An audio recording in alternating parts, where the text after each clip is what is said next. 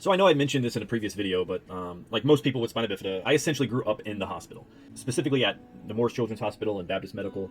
And because of how safe and welcome they made me feel, it was an overall positive experience. And with that being said, when I first started meeting others with spina bifida, I had an immediate feeling of guilt, since I still had limited use of my legs, and for the most part, people didn't know, much about me other than maybe I had a limp. And so anyone I met at that point had no use of their legs. And it made me feel like I absolutely did not belong or deserve to be among other kids with spina bifida. And so I never joined that community and kind of stayed away from it. And then, of course, as you know, you go through the school system, especially elementary school, I just knew, quote unquote, knew that I didn't belong with the average student there either.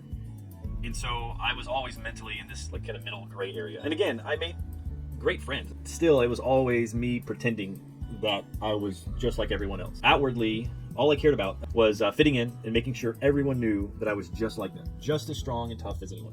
And so we all have moments in our lives that kind of define either who we are or maybe just a way of thinking from that moment on.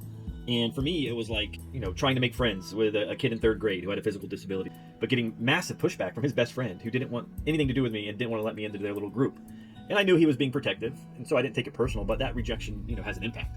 My mom would go into my classroom during my first day at a new school and announce to everybody in the classroom that I had spina bifida and that I would be carrying a backpack with my medical supplies and just please be patient and nice with me. And she did that up until I asked her to stop in the 6th grade. And she stopped. The backpack always brought unwanted attention and questions.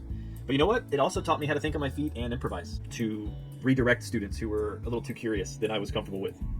And then maybe, one of the biggest ones was having to use a catheter. And when I got into high school, which was incredibly nerve-wracking, and the first school I was actually able to stay at for more than 2 years, which was nice, I really had to learn how to hide things and had a time going into the bathroom when no one else was around because kids are curious. And when you're doing anything out of the ordinary, I learned real fast to avoid those kids at all costs. And then, of course, probably I don't know if it's a regret or just, it just is what it is. I was so set on proving how strong and how tough I was compared to everybody else that I pushed myself physically more than I should have. And, when I was 15, I ended up breaking my back just playing too rough at football in the neighborhood. It exacerbated all of my issues. So my legs got weaker. My pain became much more severe and permanent. Obviously, I can look at the positive and say, hey, it toughened me up. It made me stronger. But at the same time, I don't know. It changed things forever, obviously. What I'm saying is that everyone gains some insight from dealing with difficult things. Everyone. Positive or negative, you either learn to adapt and improvise, or you build up a wall in some kind of act of self-preservation. But in the end, you have the power to control how others affect you. So don't give them that power. You keep that for yourself. Life can be absolutely beautiful. It's just up to you if you see it or not.